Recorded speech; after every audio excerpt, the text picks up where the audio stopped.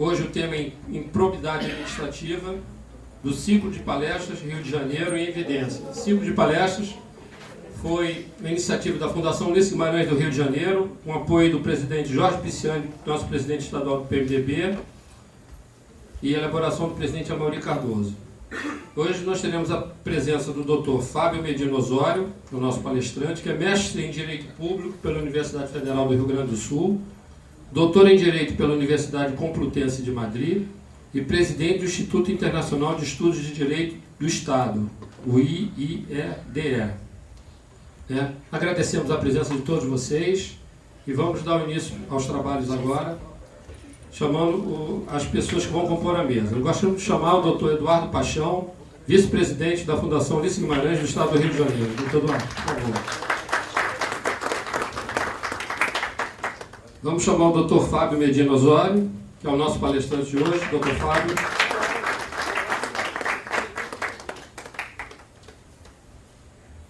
E vamos chamar o presidente Amaury Cardoso, presidente da FUG do Rio de Janeiro. Boa noite a todos, a todas.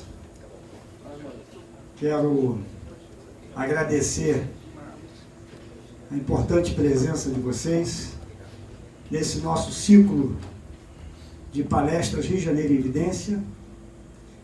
Nós que já recebemos aqui ilustres palestrantes que debateram conosco temas importantes, atuais. Hoje temos a imensa gratificação, alegria de receber o Dr. Fábio Medina Osório. Antes de apresentar, porque o nosso diretor citou, já o fez, mas eu quero fazer uma referência um pouco mais profunda sobre o nosso palestrante. Eu quero cumprimentar o meu vice-presidente, Dr. Eduardo Paixão, um grande colaborador da Fundação, e ao cumprimentá-lo, estendo os cumprimentos a todos os diretores da Fundação Ulisses Guimarães. Quero cumprimentar a minha presidente da JPMDB aqui no Estado, a Jéssica, essa jovem que tem uma responsabilidade muito grande de conduzir a juventude do PMDB, e cumprimentar o meu presidente do CEDINE, que está fazendo um excelente trabalho, um companheiro de longa data, militante antigo, e que está à frente de uma luta pela igualdade racial, uma luta de grande importância, e tem defendido com muito brilhantismo. Pedir a Jéssica que sente aqui na frente, o Fábio também, por favor, presidente estadual e municipal da Juventude.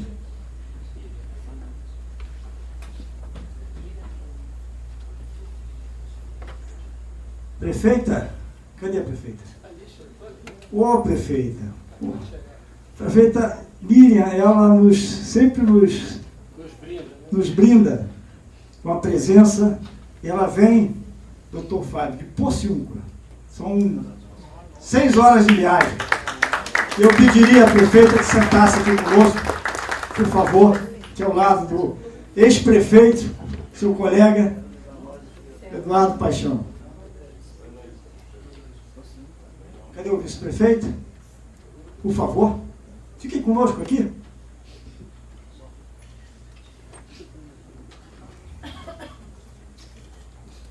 Pedir licença a vocês para sentar um pouquinho.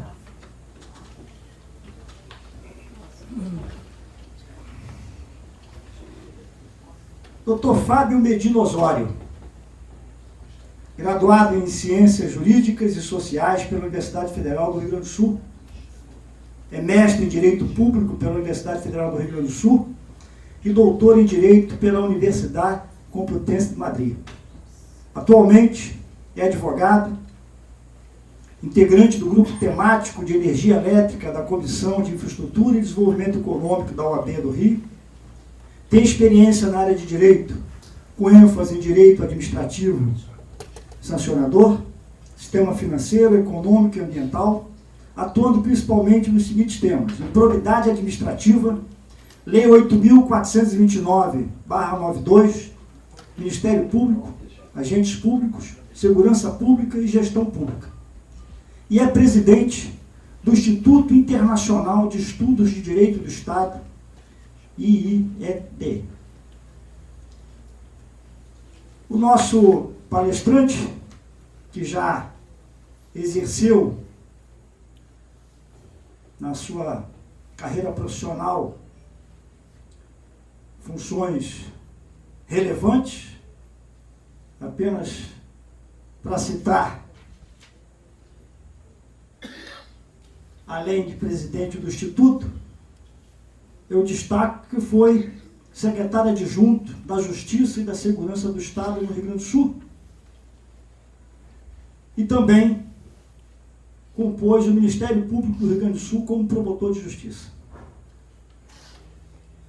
E eu quero fazer, antes de passar a palavra para o nosso palestrante, fazer uma introdução.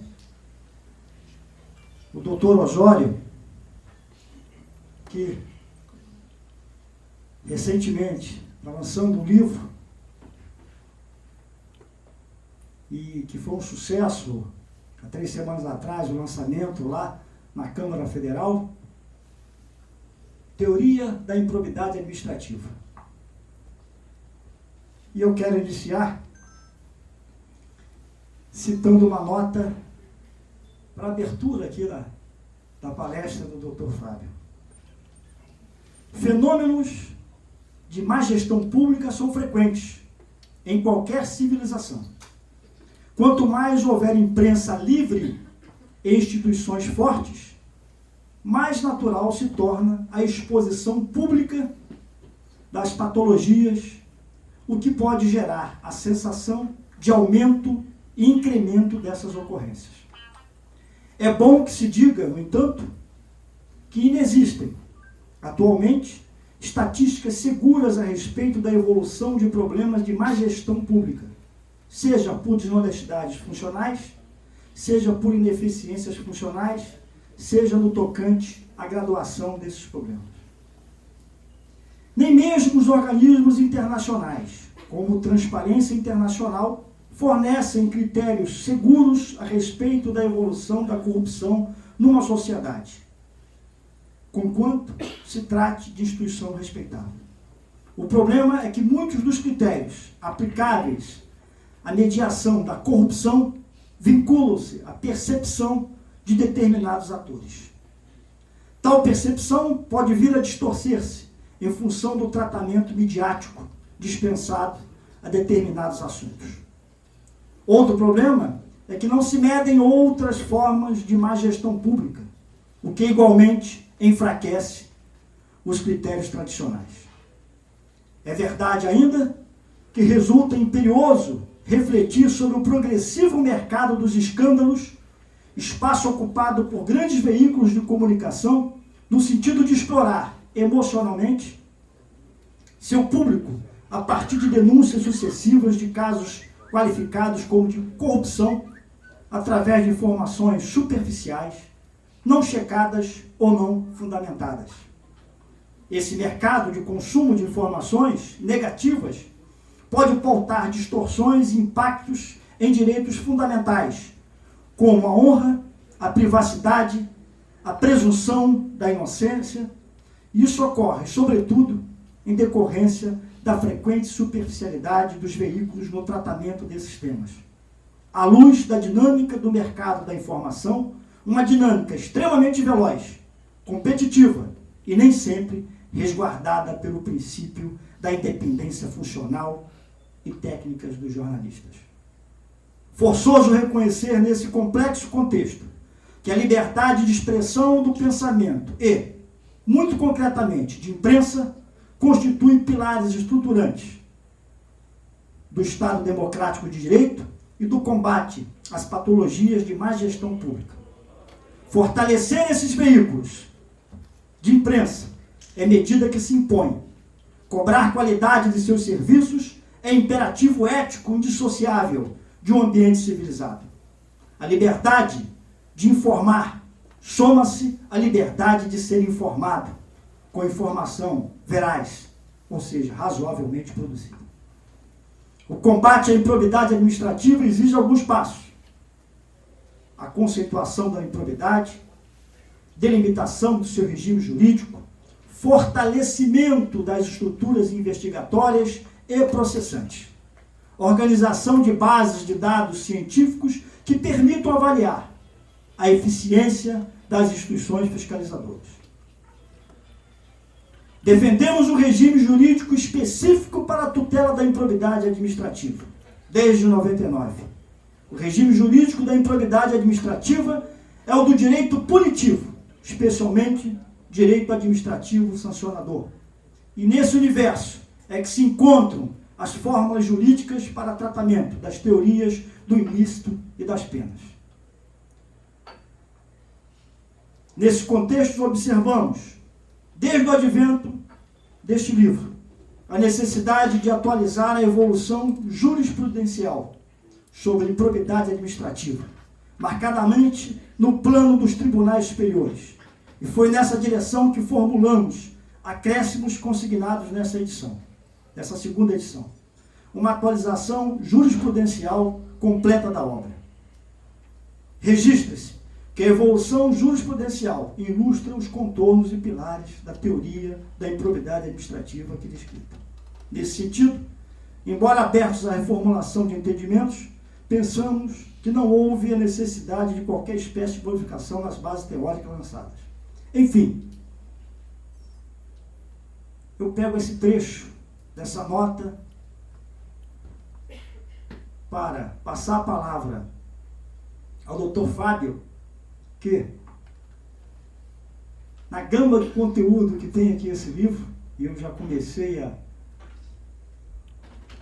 avançar algumas horas de sono na minha madrugada para poder, que esse é um tema, eu como gestor público, como funcionário público, é um tema que sempre me inquietou, e eu penso aqui que o nosso palestrante dá uma dificuldade em resumir o tamanho conteúdo desse livro numa palestra pontuando as questões principais que ele entende para o nosso entendimento. Muito obrigado, doutor Osório. Com a palavra, por favor, fique à vontade. Boa noite a todos. Inicialmente eu quero agradecer o convite que me foi formulado e salientar que é uma honra estar aqui na Fundação Ulisses Guimarães, o que faço inicialmente na pessoa do seu presidente, Amaury Cardoso, e estendo ao prefeito Eduardo Paixão, secretário adjunto da Habitação, hoje, lideranças políticas representativas do Estado do Rio de Janeiro, e que me honraram com esse convite para estar aqui e partilhar algumas ideias, reflexões que serão expostas rapidamente, já adianto aos senhores e senhoras aqui presentes, aos quais agradeço também pelo prestígio dessa presença, e ao mesmo tempo cumprimentando todos os agentes públicos, agentes políticos aqui presentes, na pessoa da prefeita Miriam, do município de Porciúncula, que também nos honra com o seu prestígio.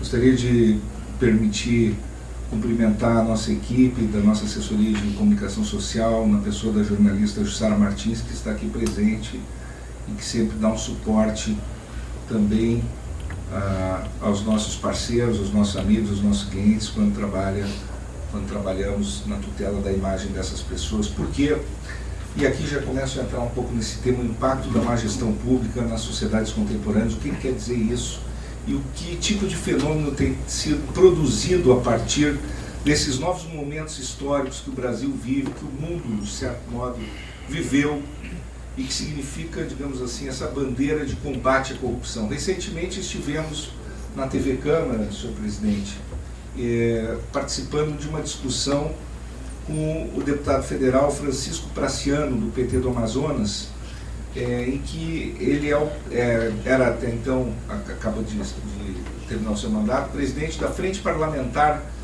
Mista de Combate à Corrupção. E anunciava alguns dados estarrecedores, né? No Brasil, por exemplo, a estimativa anual de prejuízo com atos caracterizados como de corrupção é de aproximadamente 100 bilhões de reais. Mas aqui, com sonegação fiscal, sonegação de tributos, que envolve iniciativa privada, é da ordem de 400 bilhões de reais. Então, referenciados ao PIB, nós temos aí montantes absolutos que são muito significativos. Obviamente que não se tem clareza, como foi bem referido aqui nessa nota preambular que eu lanço nesse livro, que já é uma obra que eu produzi ainda quando estava no Ministério Público. Fiquei no Ministério Público do Rio Grande do Sul, eu digo com muito orgulho do Ministério Público brasileiro, porque tive a oportunidade de assessorar o atual Procurador-Geral de Justiça aqui do Rio de Janeiro, o Dr. Marfan Martins Vieira, na CONAMP, que é a Associação Nacional do Ministério Público, e percorremos o Ministério Público, digamos, de todo o Brasil, desde 1997, formatando um pouco essa aplicação dessa lei de improbidade administrativa, ministrando cursos, palestras, participando de seminários, tentando mostrar como é que se aplicaria essa chamada lei de improbidade que tanto assusta hoje os políticos, os agentes públicos em geral, pela ambiguidade da lei, pela insegurança jurídica que ela traz. Então nós temos também hoje uma percepção muito clara da visão que o Ministério Público carrega sobre essas questões.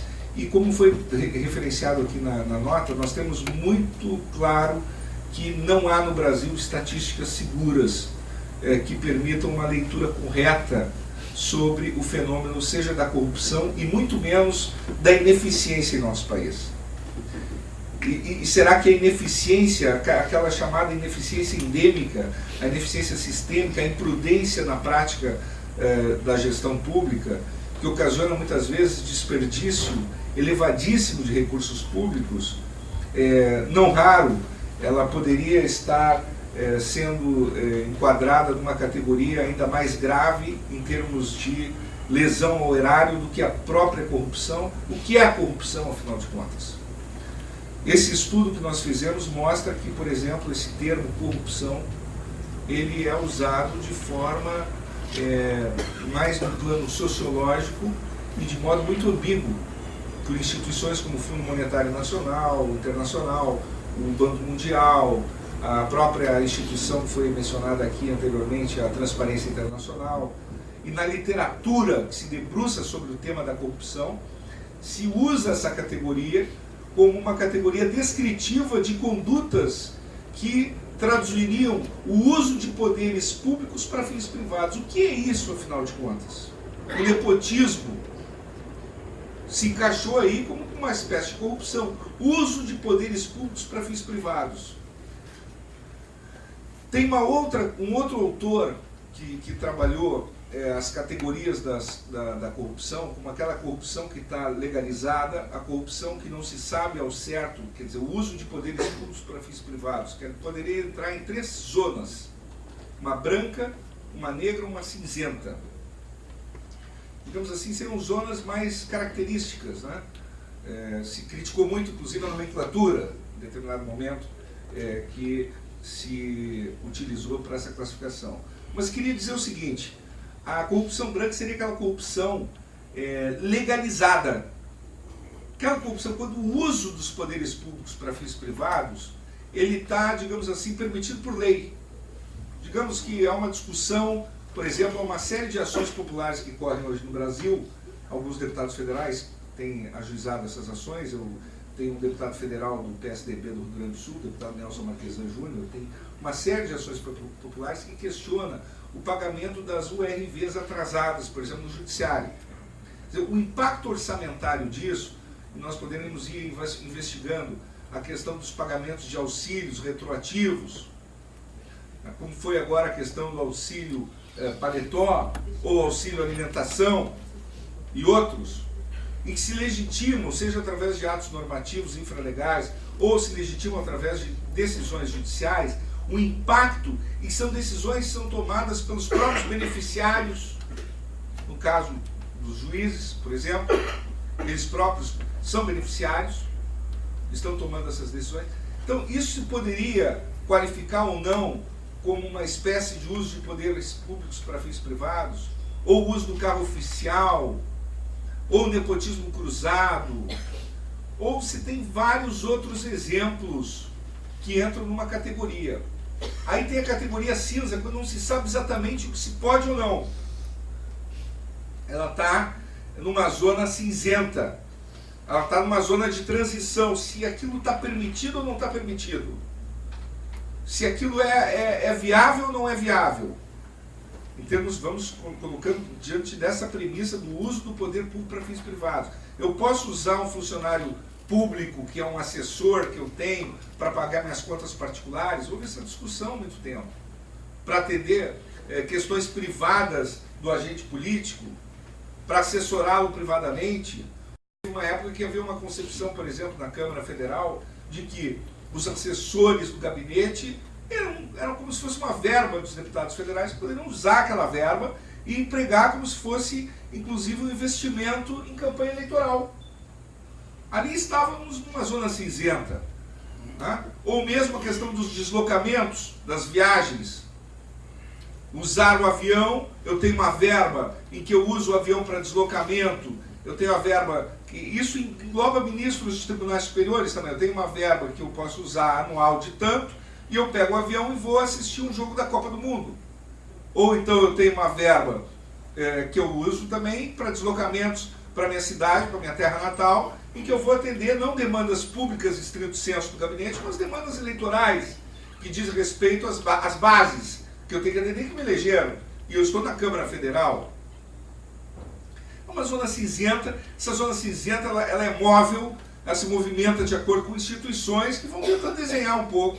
E aquela outra zona que se fala que é a zona mais definida, que é a zona que se chama de zona negra da corrupção, que é aquela que está definida como proibida, que é você pedir uma propina para exercer uma função pública, ou uma corrupção estrito senso, definido pela legislação penal. Você cobrou um valor para exercer um ato de ofício, para praticar um ato de ofício, não poderia ter cobrado. Mesmo aqui, houve discussões, quer dizer, houve um caso que foi para o STJ recentemente, de oficiais de justiça, eles tinham uma tabela, enfim, e havia um grande escritório em São Paulo que tinha uma espécie de um acelerador e dava algumas pequenas taxas. E aí também há uma discussão, dependendo do valor, quer dizer, o presente que você pode dar para um funcionário público, será que ele caracteriza o rompimento ou não de um dever de imparcialidade do funcionário público? Qual é o presente que ele pode aceitar? Eu recordo de vários casos, nós tratamos no livro, quando a CBF, por exemplo, levou vários magistrados para a Copa do Mundo, levou no avião, oferta desse tipo de vantagem, o agente público tem determinados poderes e competências decisórias e recebe, digamos, um convite para estar em determinado local. Agora houve essa discussão com a ministra Eliana Calmon, suscitou a questão dos congressos patrocinados por entidades privadas para juízes. Até que ponto esses juízes podem estar nesse congresso ou não? Não só com palestrantes, aí houve uma regulamentação. Então, o que eu quero dizer com isso aqui? Que nós estamos passando por uma onda, digamos assim, por um momento de uma incerteza muito grande sobre o que pode ou não pode fazer. Nós tivemos recentemente, são discussões, qual é o limite do uso de determinados bens públicos que possam estar caracterizados como um benefício inerente ao cargo para facilitar a vida do gestor, ou não. Ou é um extrapolamento, ou é uma irregularidade que pode ser sanada, por exemplo, com ressarcimento, ou então envereda para uma lei de improbidade administrativa que pode chegar apenas a sanções como a perda de bens, ressarcimento do dano, suspensão de direitos políticos, perda da função pública, pagamento de uma multa civil de até 3 vezes o valor do acréscimo patrimonial, ou, no caso, pode também ter como referência a remuneração do agente político, proibição de contratar com a administração pública, direto ou indiretamente, ainda que por meio de pessoa jurídica da qual venha a ser sócio majoritário. Essa é a Lei 8.429/92, que foi forjada ainda no governo Collor.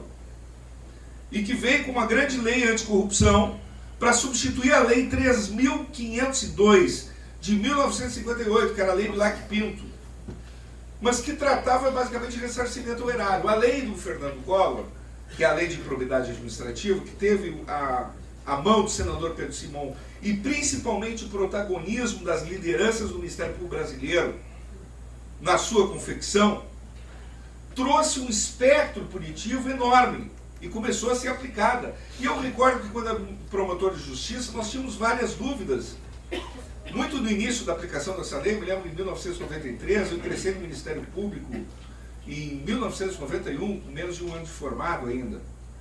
Em 1992 era essa lei. Em 1993 nós pesquisávamos a lei, queríamos aplicar a lei, grupo de promotores de justiça, e achávamos que todos eram ímprobos. Nós olhávamos assim, por exemplo, no fórum, que os juízes tinham lá as placas de inauguração de cada fórum, e com o nome do presidente do tribunal, enfim, com o nome da administração, e achávamos que aquilo poderia estar ferindo, por exemplo, o princípio da impessoalidade administrativa. E nós queríamos investigar todo mundo.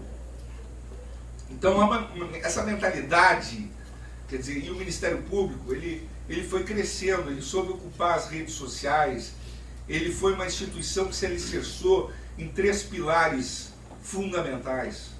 Na política, na sua inserção, através do exercício de outras funções públicas por membros do Ministério Público, ou na vida parlamentar mesmo, como foi o caso de Ibsen Pinheiro, que desempenhou um papel extremamente relevante na formatação das conquistas constitucionais da instituição, do Ministério Público.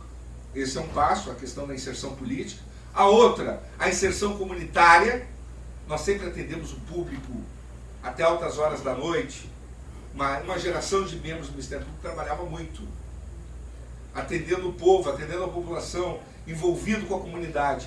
E a outra, a dimensão intelectual, em que a instituição sempre apostou muito nos estudos dos seus membros, na qualificação, nos cursos, e se ganhou aí, então, uma proeminência intelectual muito interessante. E se conquistou espaço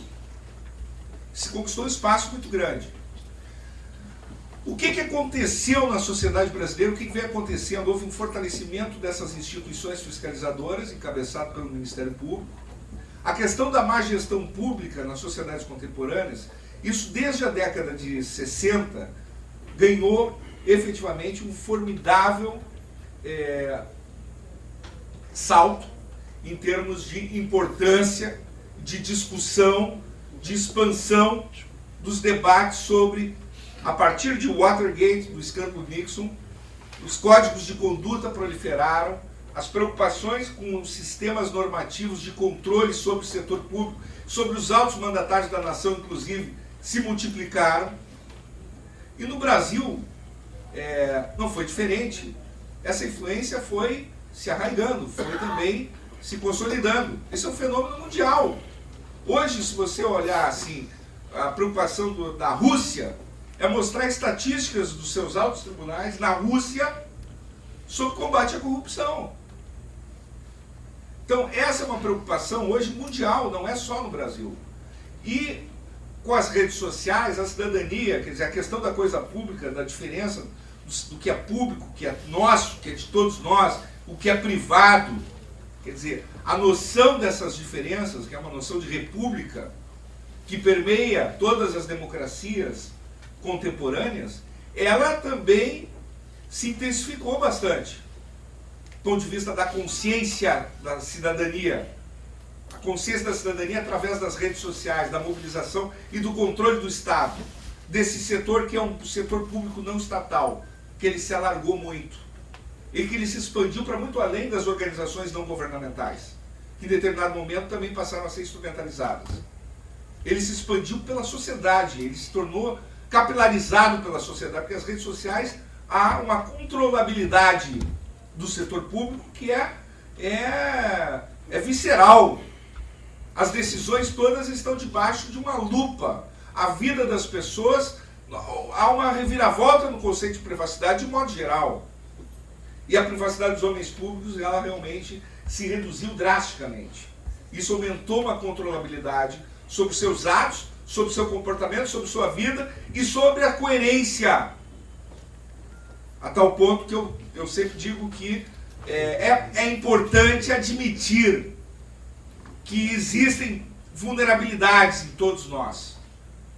Existem pontos de fraqueza, existem necessariamente graduações naquilo que é certo ou errado, porque nem sempre se tem um consenso em determinado momento histórico, nem sempre se pode equiparar em termos de gravidade uma conduta com outra, porque ao equipararmos condutas totalmente díspares em termos de gravidade, o que ocorre é uma resposta desproporcional no âmbito sancionatório. Se é o mesmo ilícito, como aconteceu recentemente no CNJ, vamos tomar como um exemplo aqui. Houve um escândalo. Por quê? Porque um conselheiro do CNJ estava lá para despachar um processo, saiu no Jornal Nacional isso, e era um processo que envolvia a remoção da filha de um outro conselheiro do CNJ. Conselho Nacional de Justiça. E aí, o outro conselheiro, o que ele fez, ele simplesmente telefonou para o assessor e disse assim, ó, se você puder agilizar e tal. Então, esse pedido de agilização do trâmite do processo acabou vazando porque eles se comunicaram por e-mail e ele tomou uma decisão favorável ao pleito da filha desse outro conselheiro e ele, o assessor dele, enfim, comunicou e foi comunicar o que tinha feito o pedido, enfim, para agilizar, e caiu na lista de todos os juízes federais do Brasil. E caiu na mídia. Então, são os pecados da vida pública. Quais são os pecados da vida pública? Isso nós procuramos fazer, digamos assim, uma visualização um pouco mais realista para mostrar o seguinte, olha, existem campos hoje muito difíceis de serem cobertos com a perfeição, em primeiro lugar. Segundo lugar, as pessoas têm que ter consciência daquilo que efetivamente está numa margem de erro intolerável, aquilo que tem uma margem tolerável de erro e aquilo que se designa como sendo coberto pelo direito ao erro. Então, procuro mostrar que o gestor público ele tem sido massacrado e é um movimento hoje no Brasil também, no sentido de que deva existir uma renovação completa através da conciliação de leis, de uma série de instrumentos normativos, principalmente a lei de improbidade administrativa em conjunto com a lei da ficha limpa. O que se busca é o seguinte: não vamos mais renovar mandato de ninguém. Há essa tentativa. Não vamos mais renovar o mandato de ninguém. Então todos têm que ser processados e haverá uma renovação automática de todos os mandatos, através da lei da ficha limpa. Está certo isso? É por essa via que se deve fazer esse controle, essa contenção. Porque esse direito ao erro, que eu chamo assim, só mostrando alguns casos problemáticos que nós designamos aqui, rapidamente, nessa exposição, revela que todos têm uma margem de erro. Agora, no Supremo Tribunal Federal, há uma exposição brutal, em que há uma divisão da Corte Maior sobre um tema de alta relevância, em que pelo menos ali metade está errado. Os membros do Ministério Público, nas ações que são julgadas improcedentes, e nós temos aí preconizado que se deva formular levantamentos estatísticos qualitativos sobre os resultados das ações de improbidade, quantas são ajuizadas, por quais fatos, quantas são julgadas improcedentes, criar uma ciência da estatística que funcione no plano qualitativo, não apenas quantitativo, como ocorre hoje.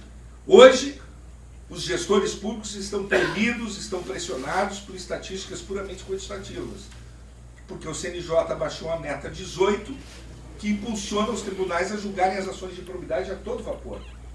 E eles têm que julgar de qualquer jeito. E o tribunal que aparece absolvendo, ele fica parecendo que está conivente com qualquer tipo de irregularidade, quando nós não sabemos se as ações estão sendo bem propostas ou não, se elas têm substância, se elas estão corretas, se as investigações são bem feitas, se as investigações alcançam problemas reais ou se estão transformando problemas que deveriam ter um outro patamar de tratamento num patamar de corrupção. Por quê? Começamos pelo início da palestra. Corrupção é um conceito genérico que parte de uma premissa: uso de poderes públicos para fins privados. Aqui cabe muita coisa. Cabe muita coisa. Não ataca o problema crucial, a meu ver, no Brasil, que é o da ineficiência sistêmica.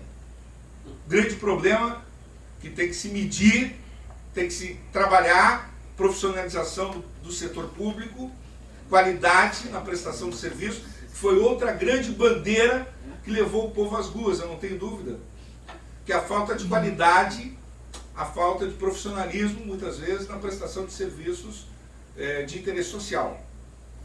Mas que cria o ambiente próprio para as grandes transgressões. É a administração pública opaca, sem controles, sem transparência. É a administração pública que não tem qualidade, não tem indicadores, não tem parâmetros, não funciona. É aquilo que se diz que um autor espanhol fala: quando o exercício de um direito se transforma num favor. Você cria um mercado da corrupção também. Um mercado, inclusive, das propinas.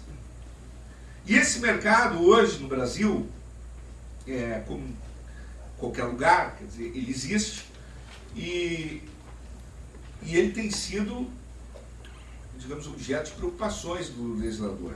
A Lei 12.846, de 1º de agosto de 2013, que entra em vigor em fevereiro de 2014, ela trata sobre a responsabilidade administrativa e judicial de pessoas jurídicas pela prática de atos contra a administração pública nacional ou estrangeira. E ela pune pessoas jurídicas que, ao celebrarem contratos com o setor público, possam causar atos lesivos, como, por exemplo, financiar, custear, patrocinar ou de qualquer modo subvencionar a prática de atos tidos como ilícitos, ou então prometer, oferecer, dar direta ou indiretamente vantagem indevida a agente público ou a terceira pessoa a ele relacionada. O que seria essa vantagem indevida a agente público? Uma viagem, por exemplo, de um funcionário público para enxergar ou para participar de um programa que viria a ser instalado num município ou num estado, ofertado com transparência pela empresa, ou através mesmo de um instrumento como um convênio. Será que poderia caracterizar e configurar aqui uma vantagem indevida ao funcionário público? Esse conceito aberto, da mesma forma com essa perspectiva de tornar ilícito o ato de financiar, custear, patrocinar ou subvencionar prática de atos contrários à lei, pode resultar em sanções pesadíssimas, que alcancem até mesmo 20% do faturamento bruto do último exercício anterior ao da instalação do processo administrativo, excluídos os tributos. Pode liquidar com a empresa, inclusive com sanções como a dissolução da pessoa jurídica ou a inserção do nome da pessoa no Cadastro Nacional de Condenados, além da publicação extraordinária da decisão condenatória. Isso deve mexer no ambiente de tomada de decisão dentro das empresas, no processo decisório dentro das empresas. Isso expõe os agentes públicos, expõe as empresas contratantes, e é fundamental agora, a partir de agora, mais do que nunca, adotar sistemas de compliance ou sistemas de prevenção interna para o setor público, para o setor privado, para a tutela da imagem. Um processo hoje de improbidade, e pode vir junto com esse tipo de ação civil de dissolução da pessoa jurídica, ou um processo administrativo de imposição de multa pela chamada Lei Anticorrupção, que é esta nova lei. Ela atua em conjunto com várias outras leis, inclusive com a lei de improbidade. Ela causa um abalo na imagem das pessoas, com a liberdade de imprensa, com essa exposição que se dá nesse mercado de consumo de escândalos que nós vivemos. Ele desequilibra jogos econômicos, desequilibra competições políticas, Então nós temos um ambiente aí, regulatório, que ele vai ser, digamos assim, dominado também por debates cada vez mais travados por instituições fiscalizadoras. Essas instituições podem se politizar a partir dessas influências. Podem também ser cooptadas, podem ser instrumentalizadas. Isso é um perigo muito grande. Os municípios já sentem isso há muitos anos. Por esse idealismo mais primitivo, esse idealismo mais juvenil dos membros do Ministério Público, o poder ele seduz muito. Quer dizer, os prefeitos, o que nós escutamos sempre é o seguinte: os prefeitos, eles têm, cada um tem um promotor para chamar de seu, né? E de fato, esse promotor ele busca tutelar o prefeito. Ele busca, através das recomendações, das requisições, dos termos de ajustamento de conduta e das ações civis de improbidade administrativa ou de improbidade ambiental, das ações civis públicas, dessa tutela coletiva toda, que é muitas vezes opressora, sim. E quantos desses prefeitos saem com processo, e como esses processos são manejados depois na competição eleitoral, como sendo um dano à imagem, muitas vezes de natureza irreversível. Tudo isso aqui para reflexão. Ou seja, nós estamos vivendo um momento de muitas incertezas, de enorme insegurança jurídica. Temos, de um lado, uma expectativa ética legítima de que os recursos públicos sejam bem utilizados, que não sejam objeto de desvios, porque sabemos todos que o desvio dos recursos públicos, a sua má gestão, ela impacta direitos fundamentais que estão na outra ponta, lá na ponta final, como o direito à saúde, o direito à educação, o direito à segurança pública, que são recursos que são desviados das suas finalidades originárias. São recursos que não chegam nas competências para as quais eles foram alocados. Sabemos, portanto, que os direitos humanos são afetados estruturalmente por isso. Mas há também que se considerar que existe um sistema completamente imperfeito de funcionalidade.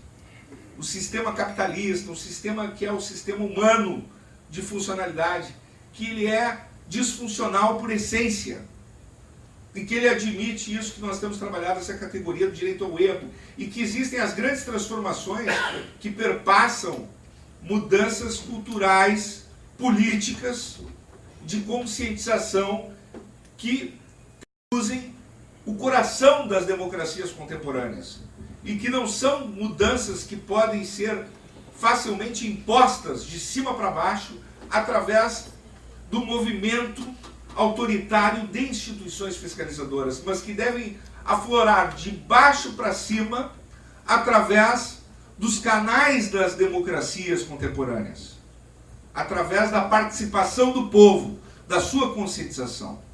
Obviamente que há um equilíbrio entre o que é próprio e específico desses canais inerentes à democracia e o que é da competência das instituições fiscalizadoras, que lhes dizem respeito em termos de cobrança de resultados, de prestação de contas e de exercício de funções por aqueles que são fiscalizados.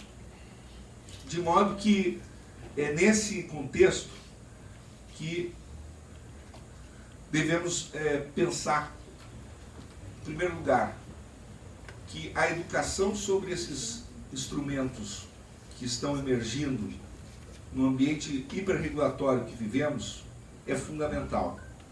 A prevenção de riscos, o domínio dos cenários problemáticos e a formatação e a pavimentação de caminhos que conduzam a um patamar de maior segurança jurídica, tanto para os gestores quanto para o setor privado. Porque, do contrário, a agenda de desenvolvimento do país ficará travada, porque as decisões não poderão ser tomadas sob medo, sob a égide do medo de que, ao serem tomadas determinadas decisões, as consequências serão terríveis, como é o caso da imposição de uma multa de até 20% sobre o faturamento bruto de uma empresa, ou a suspensão de direitos políticos e a perda do cargo de um agente político, como um prefeito, ou um governador, ou um deputado, ou um secretário de Estado do município. E com essas considerações, essas reflexões, é que eu tenho buscado aqui, cada vez mais, a união, digamos assim, das linguagens, buscar o entrelaçamento desses segmentos, uma aproximação entre as instituições fiscalizadoras e os que são fiscalizados. Aproximar a cultura, por exemplo, do Ministério Público, daquilo que é o âmbito da advocacia, daquilo que é o âmbito das pessoas que são objeto da atenção do Ministério Público, dos agentes políticos ou das empresas, porque nós percebemos que há uma diferença brutal e há abismos culturais que separam muitas vezes a visão das pessoas. Talvez porque eu tenha saído ainda do Ministério Público no auge da minha carreira. Tinha mais 20 anos para me aposentar e pedi exoneração para assumir como diretor de um grupo empresarial e logo exercer a advocacia privada. Não saí como aposentado. Isso é uma diferença, porque nós somos da mesma geração dessas pessoas que estão aí, fazendo essas transformações. Sabemos a mentalidade, conhecemos a cultura dessas pessoas que estão aí. Sabemos como se olha no olho, sabemos qual é o grau de autenticidade que se tem que se utilizar na interlocução com essas autoridades. Mudou o paradigma. Não é mais o paradigma do lobby. Não é mais o paradigma simplesmente de resolução de problemas em altas cúpulas. Mudou. São pessoas independentes espalhadas pelo Brasil que estão fazendo as grandes transformações. E elas muitas vezes estão chegando nos tribunais superiores da nação. Mudou a cultura, nós temos que saber dialogar com essa cultura. Desta cultura que nós precisamos no país, mas ao mesmo tempo com uma razoabilidade, um tempero de uma experiência, da interface das experiências para a compreensão do outro. Porque sem a compreensão do outro, não é possível entendermos, compreendermos nós mesmos. Muito obrigado pela atenção e repito que é uma honra ter você.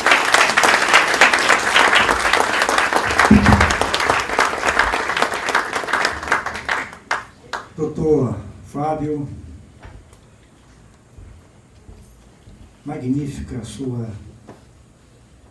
explanação, sua abordagem, de uma clareza, até para nós que não circulamos no meio jurídico, não dominamos a questão jurídica,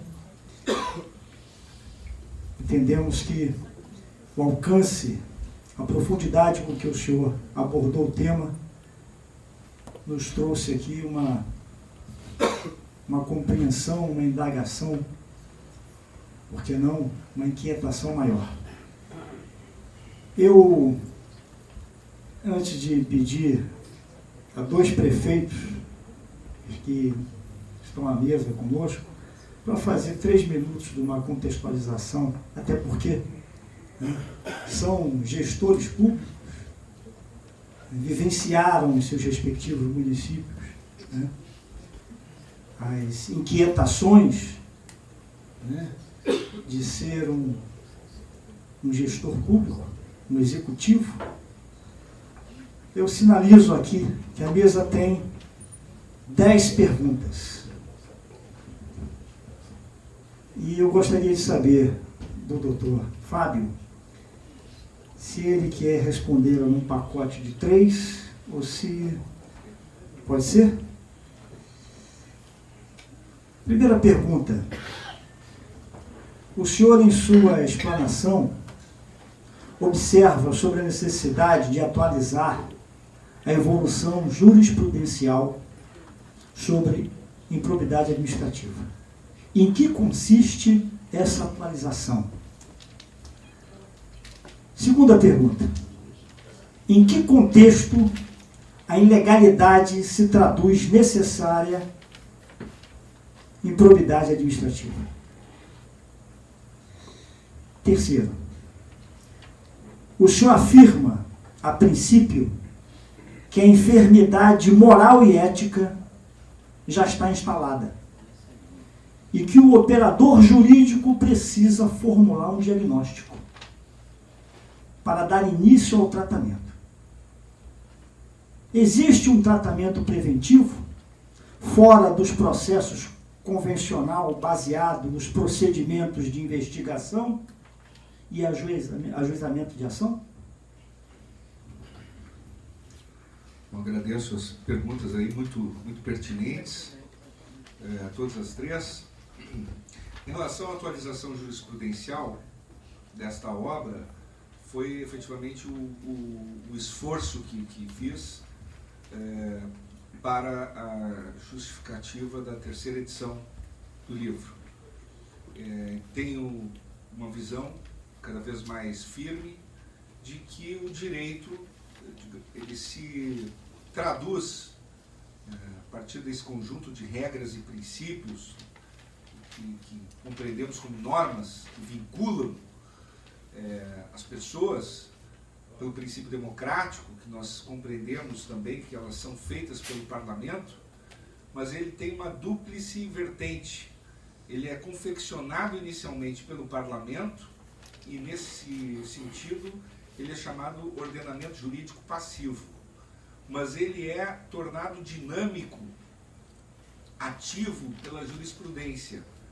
Então, ainda hoje eu pensava uma decisão do Superior Tribunal de Justiça que admite ação decisória contra sentenças rebeldes que afrontem a jurisprudência sumulada dos tribunais superiores, de tal sorte que a jurisprudência se tornou fonte normativa e precisamos compreender as regras a partir da jurisprudência. Não há como entender o direito sem ler, compreender a essência da jurisprudência. Toda jurisprudência ela tem que ter uma pretensão universalizante que tem por cerne a perspectiva isonômica de tratamento, que é o mesmo que é a essência da lei. Abstrata e geral, busca o tratamento igualitário a todos os seus destinatários. Do mesmo modo, a jurisprudência, embora se debruce sobre casos concretos, e ela tem, portanto, a natureza da casuística, ela se revela, ou deve revelar-se, como fonte normativa na medida em que ela busca, na sua fundamentação, na sua essência, um tratamento isonômico, um tratamento igualitário a todos os destinatários daquele precedente. Portanto, os magistrados, os juízes devem seguir a jurisprudência no sentido de resguardar a segurança jurídica para os jurisdicionados. O problema é que a nossa cultura ocidental, a nossa cultura continental europeia, e há duas grandes culturas jurídicas, digamos assim, que dividem o mundo hoje, fora as orientais, que eu chamo a cultura continental europeia, que é o berço do direito europeu, e a cultura, que é a cultura romano-germânica, e a cultura anglo-saxã, que é a cultura do direito inglês, que permeou também o direito norte-americano. Essas culturas se espalharam, se misturaram muito. A cultura romano-germânica se baseava fundamentalmente na lei, na primazia da lei, e não da jurisprudência.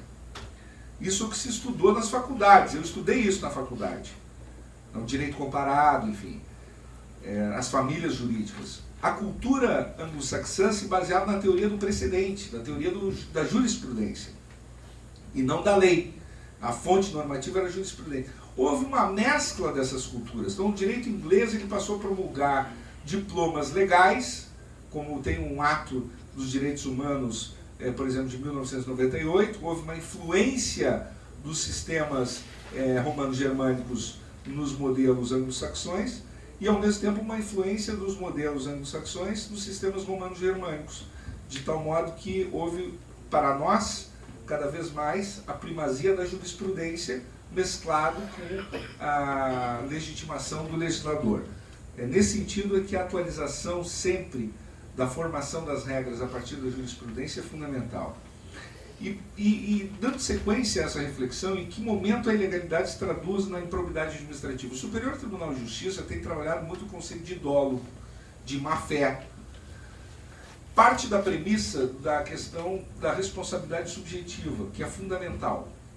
Modestamente podemos dizer que nós tivemos uma influência decisiva na formação da jurisprudência do Superior Tribunal de Justiça, principalmente, em matéria de improbidade administrativa através dos nossos escritos que vêm desde 1997. falando em responsabilidade subjetiva, falando em princípio da culpabilidade, princípio da tipicidade e da legalidade do direito sancionador. E a questão da responsabilidade subjetiva migrou no STJ para a formulação da teoria do dolo como sendo a questão importante para balizar a improbidade administrativa. Particularmente entendemos que também a culpa grave pode caracterizar a improbidade, mas o STJ tem balizado a questão da má-fé do dolo. No entanto, há um outro requisito que é ainda mais importante, que é a gravidade intrínseca da infração, a gravidade da conduta, a gravidade objetiva da conduta. Por exemplo, se trata de lesão ao erário, nós temos que saber que tipo de lesão foi essa. Houve prestação de serviços? Houve enriquecimento ilícito? O serviço foi bem prestado? Houve superfaturamento ou não?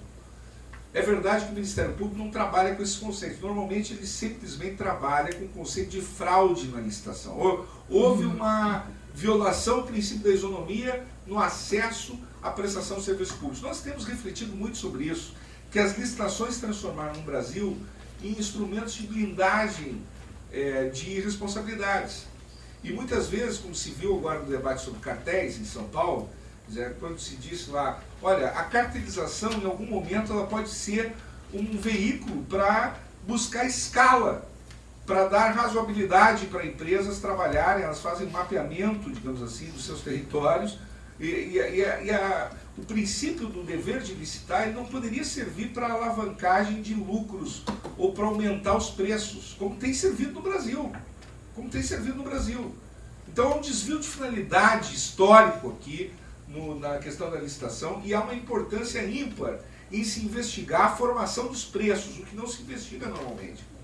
Então aqui nós temos sim um balizador importante que os tribunais têm considerado, a questão da formulação dos preços, o processo de tomada de decisão, o princípio da razoabilidade, que é muito importante, a transparência, a questão do enriquecimento ilícito, quer dizer, aí nós temos aí a transparência e enriquecimento ilícito dos agentes públicos tem que ter basicamente disponíveis, né, suas contas bancárias, na sua evolução patrimonial. Quer dizer, isso aí é um princípio, é um sigilo que tem sido exterminado paulatinamente do nosso sistema e dos sistemas em geral. Muito em parte, depois do 11 de setembro, a questão do terrorismo, quer dizer, nós estamos vendo que há uma mudança de paradigma no conceito de privacidade no mundo.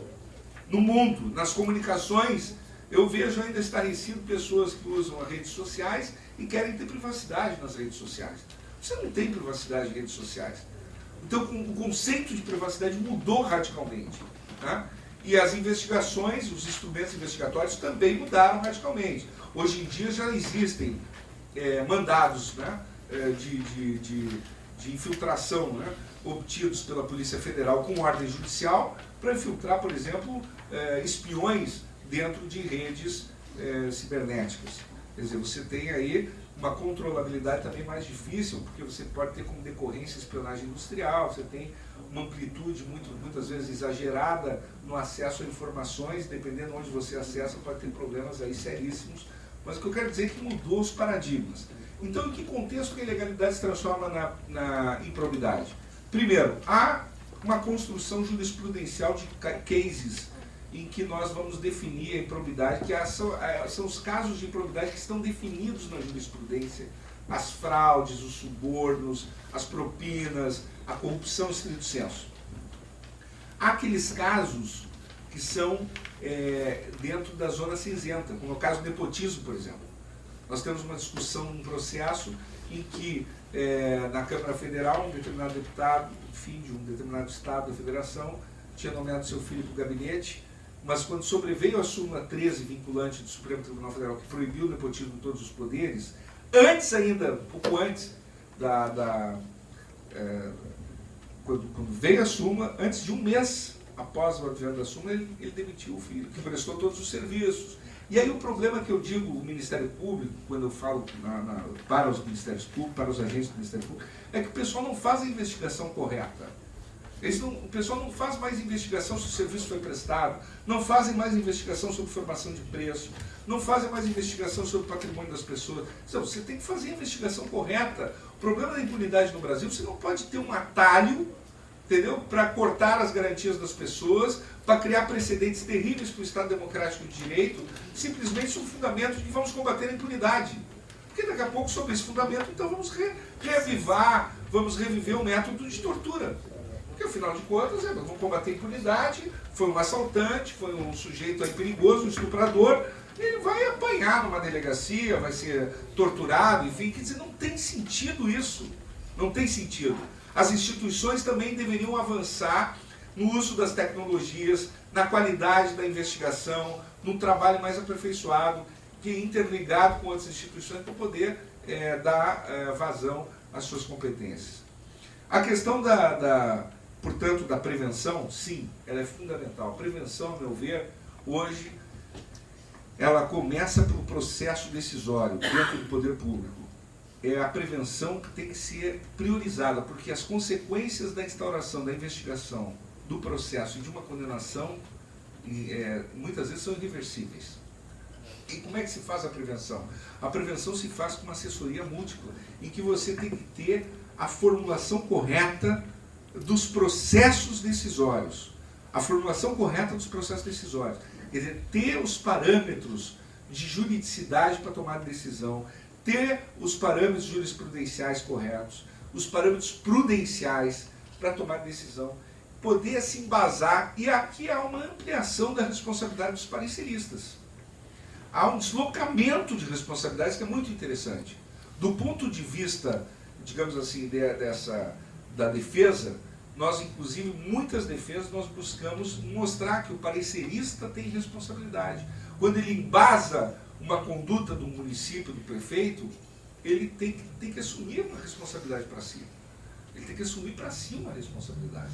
Então, há, sim, uma perspectiva de deslocamento de responsabilidades dos gestores para os pareceristas, quando houver boa-fé, sempre, partindo-se da premissa do princípio da boa-fé. Se houver uma instrumentalização, um conluio, aí há uma solidariedade passiva. Aí a tendência é o alargamento do polo passivo nas ações e uma solidariedade passiva em que todos respondem pelo todo, e cada um responde pelo total da dívida. É terrível a solidariedade passiva.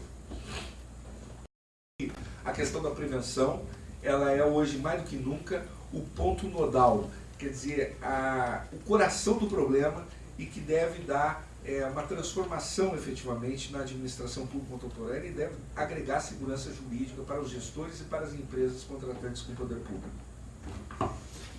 Muito bem. Vamos mais 3. O senhor poderia aprofundar a distinção entre a ética privada e a ética pública?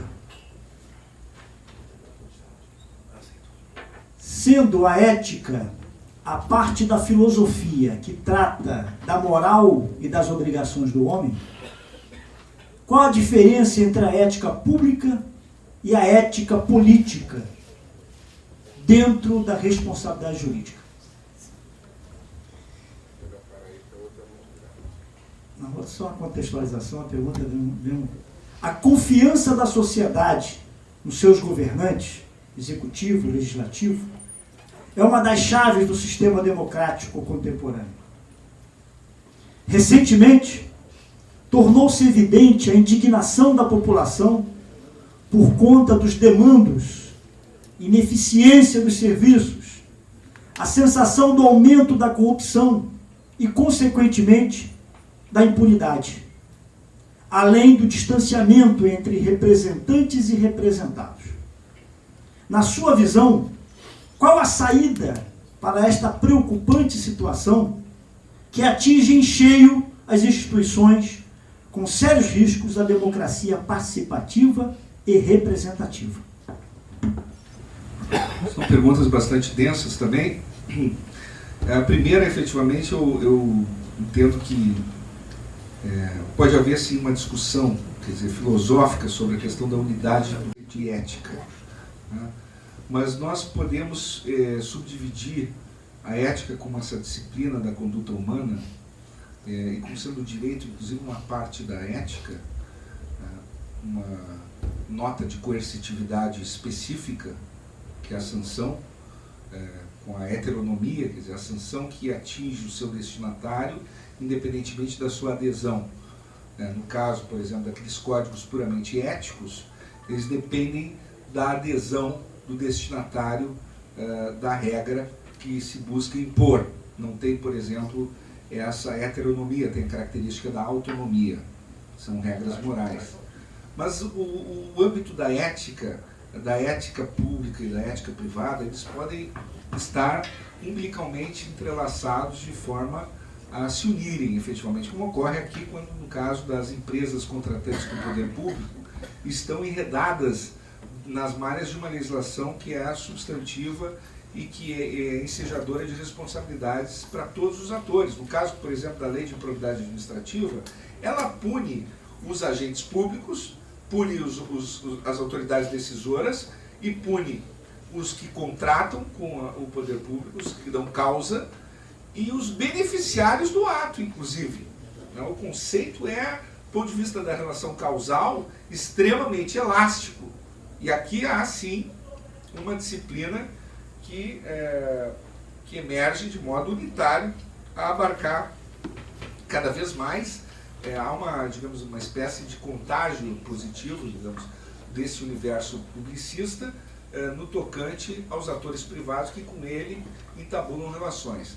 Mas há diferenças, no caso, no plano das responsabilidades. Quando nós falamos, por exemplo, na ética política ou na ética pública em termos de responsabilidades, aí já podemos traduzir para o plano das consequências.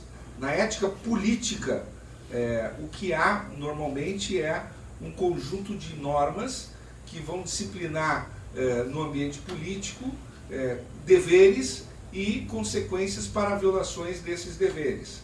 Então aqui nós temos a chamada responsabilidade política. Responsabilidade política que é diferente de uma responsabilidade jurídica.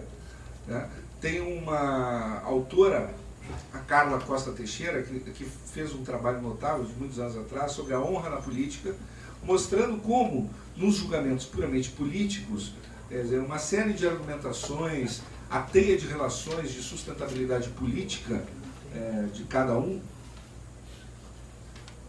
passa a ser o elemento central na definição do processo. Quer dizer, então ela analisou lá o caso do Ibsen Pinheiro. Por que Ibsen Pinheiro caiu na época? Porque ele não criou uma rede de sustentação política na sua defesa, porque a sua linguagem politicamente, então você tem que ter...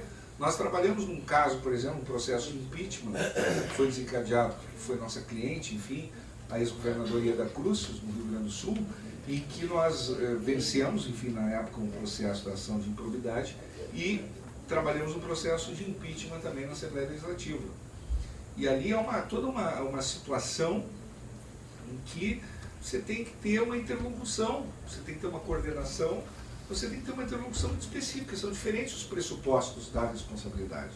Então, nesse sentido, são diferentes. Também podem ser mais rigorosos, inclusive. Quando se diz, por exemplo, que uma denúncia formulada contra um agente político, no caso, um ministro de Estado, ela pode ensejar uma responsabilidade política imediata sem devido processo legal? Pode. Não, tem governantes que optam por outra linha de raciocínio, dizendo, não, eu vou esperar um desdobramento de um devido processo legal para avaliar os resultados ou as consequências. Há outros que não, porque é uma responsabilidade política, pode ter havido um dano à imagem ou uma perturbação política decorrente daqueles fatos no noticiário em cima repercutindo, que eventualmente essa responsabilidade política é imediata, tem que sair do cargo, independentemente da culpa, stricto sensu, quanto ao mérito. Exatamente, tem que sair, entendeu? O Ibsen também, e vários outros, e muitos outros, que depois vai se ver que o processo vai demorar 10 anos. Então você tem aí responsabilidade política, a ética política, ela tem também algo de pragmatismo aí, que dá um tom diferenciado no tocante aos pressupostos de responsabilidade. Mas quanto à questão da ética privada, há uma aproximação sempre que se trate da questão pública, mas quando se trata da questão puramente privada, aí sim há uma diferenciação. Quer dizer, tende a haver um rigor maior, porque quando você trata da tua propriedade, como você disciplina os teus próprios recursos, eu dentro do meu escritório, enfim, ou se você tem uma empresa privada, a forma como você vai disciplinar o uso dos e-mails, o uso do telefone, enfim, o uso daqueles recursos que não são dos seus funcionários, mas são seus, é uma forma muito específica. Não precisa necessariamente coincidir com os mesmos parâmetros que vão ser utilizados dentro do poder público. Então, naturalmente aqui, quer dizer, o conceito da ética, um conjunto de imposição de deveres impostos por uma disciplina, ela não tem como ser concebida na luz de uma certa unitariedade. Há uma diferença que tem que ser aceita. E, portanto, nesse contexto, o que nós visualizamos? Quer dizer, né, nas atuais transformações por que passa o país, quem somos nós aqui para fazer diagnósticos? Né? Há o papel dos meios de comunicação social, sim, mas há também uma demanda generalizada por qualidade nos serviços públicos. Há, sim, um desgaste emocional com esse mercado do escândalo, com esses escândalos sendo noticiados rotineiramente, com essa exposição, essa execração pública da classe política. Há, digamos assim, um certo esgotamento da sociedade, uma perda da credibilidade das instituições, uma perda das esperanças também. Então, parece que as respostas mais imediatas estão sendo dadas, mas que não vão satisfazer, são essas do ponto de vista punitivo. Essas respostas punitivas, elas têm sido, digamos assim, respostas de curtíssimo prazo que os governos vêm dando. Vem mostrando que tem perspectiva de endurecimento da legislação, vão fortalecer, as instituições fiscalizadoras estão navegando nessa maré. Quer dizer, basta ver que, por exemplo, a PEC 37, que é uma grande discussão, estava para ser aprovada, o Ministério Público, através das redes sociais, de uma discussão que aproveitou essa onda, fez com que a PEC 37 fosse, digamos, o debate fosse ofuscado sobre o que significa essa PEC 37 ou não, botou pressão no parlamento. Então, o que eu vejo como uma consequência interessante, que pouco ouço falar sobre isso, é a proeminência, o protagonismo mais exacerbado dessas instituições fiscalizadoras. O protagonismo dos técnicos. É aquilo a que eu me referi, quer dizer, é um novo mercado, um novo espaço dos técnicos. O político está escravizado cada vez mais com o técnico. Ele vai ficar escravizado com o técnico se não tiver um laudo embasando uma decisão. Se ele não tiver um processo decisório embasado tecnicamente, ele vai estar deixando no rastro um passivo enorme, que ele não vai conseguir resolver mais politicamente, como você achava que ia resolver. Antigamente as coisas se resolviam, tinham os caciques que resolviam politicamente. Eu sou amigo do Procurador-Geral da República. Não adianta nada, porque cada Procurador da República é independente, autônomo. Os delegados federais tendem a ter as suas autonomias. Hoje passou uma lei que trata das autonomias dos delegados de polícia, tanto estaduais quanto federais, que eles não podem mais ser afastados abruptamente das investigações que eles estão presidindo.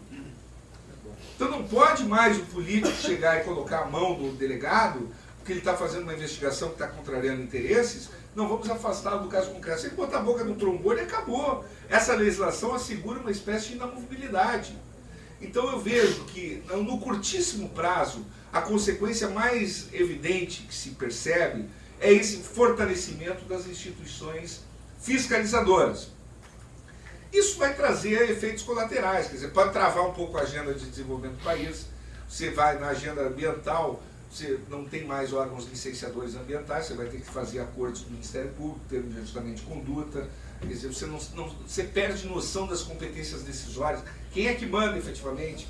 Quem é que toma decisões? Quem é eleito? Quem está legitimado ou o outro que fez concurso público lá e que resolve comandar o município? Você vai perdendo referenciais. Você aumenta a insegurança jurídica também. Então, me parece que essa é uma solução paliativa, que ela não vai dar conta do tamanho desse problema. Porque o problema é muito mais profundo, na minha visão. O problema diz respeito à qualidade dos serviços públicos, que não se entrega serviço público com qualidade. Até hoje nós não resolvemos no Brasil problemas de infraestrutura seríssimos, de transporte público, né, de qualidade da educação, da saúde. Então, esses problemas, eles são problemas que eles podem ter um refluxo agora. Eu acho que a tentativa é de tentar, de buscar mitigar os danos políticos, distensionar para as próximas eleições, 2014, o que é um risco grande, porque aí tem Copa do Mundo, enfim, aí tem outros problemas que podem explodir, né? Mas eu acho que me parece que isso tende a retornar, porque o fortalecimento dessas redes sociais, da comunicação, a insatisfação, ela tem agora canais permanentes, ela tem fluxos que são irretroativos, que eles não podem mais ser apagados. Esses fluxos são atuantes, eles só tendem a aumentar essa cidadania, esse conceito de cidadania universal. Quer dizer, você olha a qualidade de serviços em qualquer lugar do mundo, você começa a se comparar, você começa a avaliar, a informação aumenta, a ignorância vai diminuindo. Então eu creio que é um bom momento, essa é uma percepção interessante de que as tecnologias estão a serviço de um novo conceito de cidadania universal e de uma cidadania que vai, digamos assim, no sentido de aprimoramento das instituições. Só que isso vai causar ainda desgastes que não vão poder ser refreados simplesmente pela atuação das instituições fiscalizadoras, porque não são elas. Como eu digo assim, se fosse o Ministério Público capaz de resolver o problema de segurança pública, ele não consegue construir os presídios que são necessários para botar as pessoas na cadeia, com ações civis públicas. Você precisa construir muitos presídios da segurança pública, você tem que ter política prisional, construir muito presídio, botar gente presa, não adianta. Então você tem, e aí saúde, como é que se enfrenta a saúde, como é que se enfrenta a educação? Quer dizer, a instituição fiscalizadora não dá conta disso.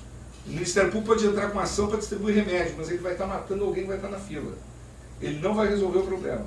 Seguir com a pergunta. Segundo dados da Transparência Internacional, o Brasil vem piorando significativamente suas posições no ranking internacional da corrupção.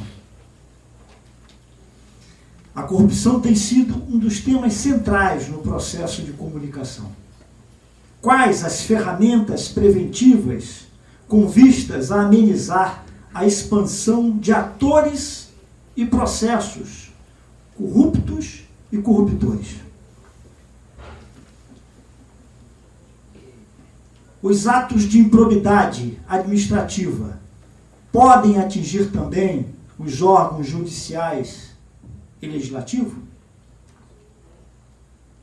Que relação tem a improbidade administrativa com o princípio da moralidade administrativa? Fico muito satisfeito com a qualidade dessas perguntas, porque, enfim, nós frequentamos aí muitos seminários, né, palestrando, enfim, e vejo que é um diferencial aqui a natureza das perguntas, dos questionamentos e a sua profundidade. Eu creio que, com relação a esse primeiro questionamento, ele é bastante interessante, porque ele mostra efetivamente que a corrupção é um tema central hoje nas sociedades contemporâneas. Ele mobiliza. Quer dizer, teve um autor que disse que também ele mobiliza uma literatura, tem um mercado, uma literatura sobre corrupção que é imensa, uma indústria, inclusive, de seminários. O mercado do escândalo, ele mobiliza emoções, ele vende jornais, vende notícias, também tem esse aspecto importante, interessante das sociedades contemporâneas.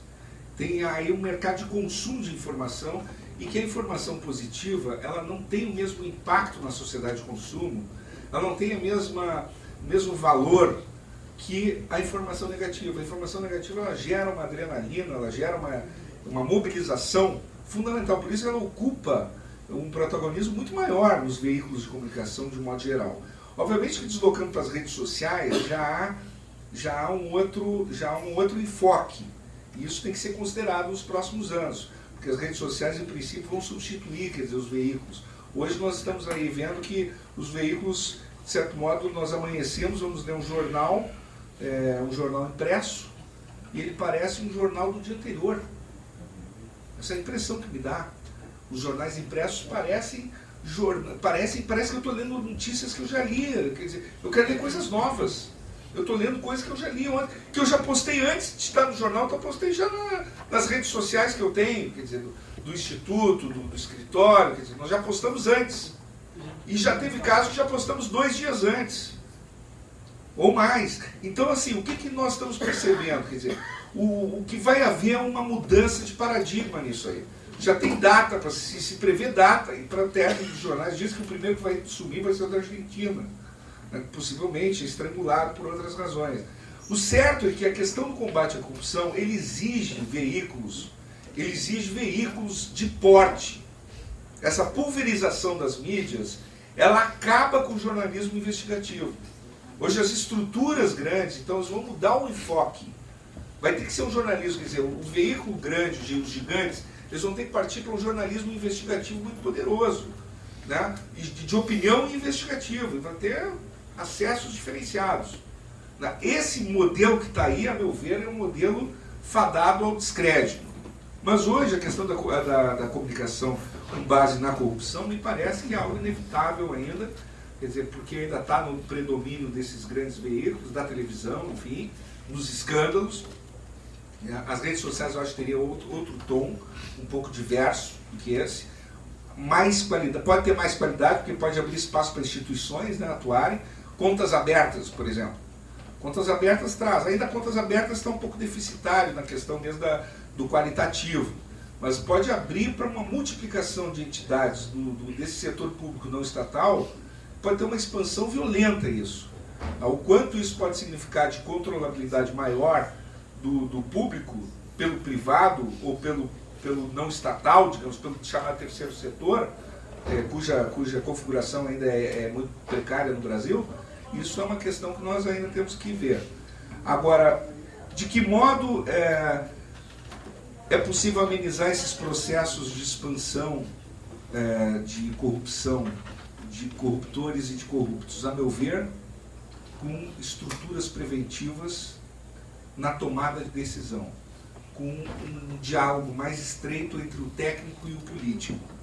O político compreendendo que para o seu próprio bem, para amenizar e mitigar os seus riscos, ele precisa cercar-se de balizas técnicas, e o técnico sendo, digamos, um ator que, ao aproximar-se do político, ele passa a ter também uma outra visão em termos de fundamentação, e a fundamentação como sendo também produto de escolha. Como nós vemos agora no STF, que é uma escolha, eu vou para cá ou vou para lá. E no direito é assim, em grande parte das decisões, você não precisa interferir na discricionariedade do gestor.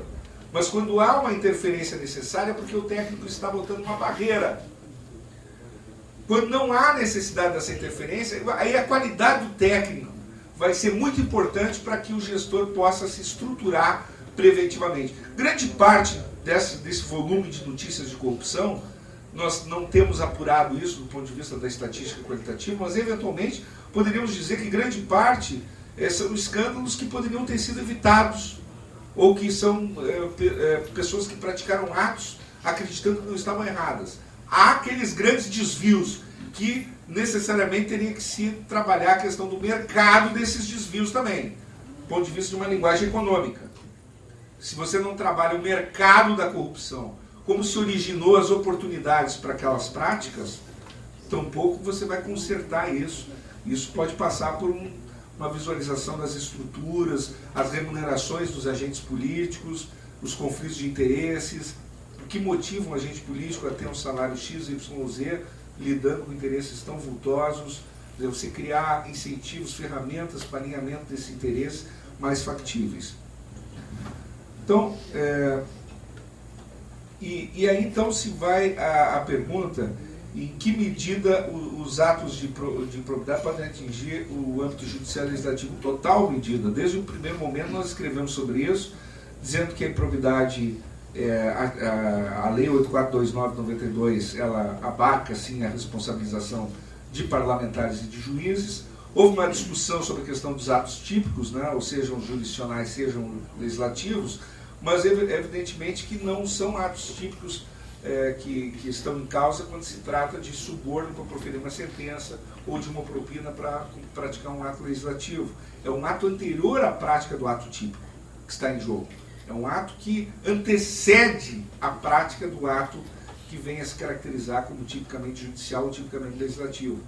Então, nesse caso, sim. Nós até avançamos aqui na questão da responsabilidade por atos judiciais, porque uma das preocupações que nós nos deparamos aí no exercício profissional foi a questão dos laudos judiciais abusivos, teratológicos, enfim, monstruosos, que muitas vezes causam imensos prejuízos ao poder público, ao erário.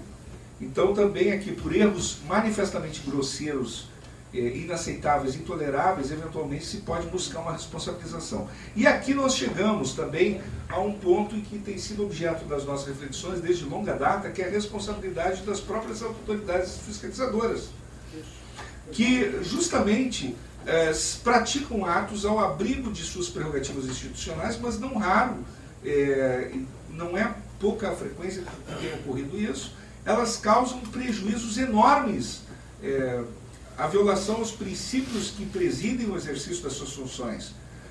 Por exemplo, acusar alguém sabendo manifestamente inocente, causando prejuízo à sua imagem, ao seu patrimônio moral e material, destruindo a sua vida, eventualmente pode ser considerado um ato, um abuso de autoridade, se há uma preocupação hoje sobre esse abuso de autoridade, e se há uma indução à prática desse ato para um desequilíbrio de uma competição política ou econômica, eventualmente se pode buscar a responsabilidade direta do agente político, desse agente público, que é uma autoridade fiscalizadora. Pode ser um membro do Ministério Público, do Tribunal de Contas, que seja qual for. Então há um alargamento desse princípio da responsabilidade. Nós temos buscado também esse alargamento para atingir as autoridades fiscalizadoras, para mostrar que elas também têm que ter responsabilidade no manejo das suas competências, sob pena de, em não fazendo, serem enquadradas aqui na Lei de Improbidade Administrativa. Membros do Ministério Público, membros da Advocacia da União, membros da magistratura, também podem incorrer em improbidade se manejarem suas competências de forma arbitrária, ilegal, manifestamente abusiva, contra pessoas sabidamente inocentes, com perseguição, com desvio de poder, com desvio de finalidade. Aqui é uma série de pressupostos que podem ser alinhavados em termos de responsabilização. E a última pergunta é: que relação teria a improbidade com o princípio da moralidade, em que nós defendemos que é uma relação, digamos, de círculos concêntricos, quer dizer, a imoralidade administrativa, a improbidade é uma espécie do gênero imoralidade, quer dizer, nem toda imoralidade administrativa haverá de ser necessariamente uma improbidade administrativa. Você pode ter uma ação popular impugnando uma ilegalidade, uma imoralidade administrativa que não desemboque de modo automático na configuração da improbidade, porque ela precisa de outros requisitos para a sua caracterização, que nós trabalhamos, que são esses requisitos da gravidade maior, do desvalor da ação, do resultado, do elemento subjetivo, da tipicidade específica, enfim. E que tem que se trabalhar esse direito ao erro e considerar que a imoralidade é apenas um estágio para se alcançar a improbidade, mas não necessariamente nele se esgota ou com ele se confunde. Vamos à última rodada.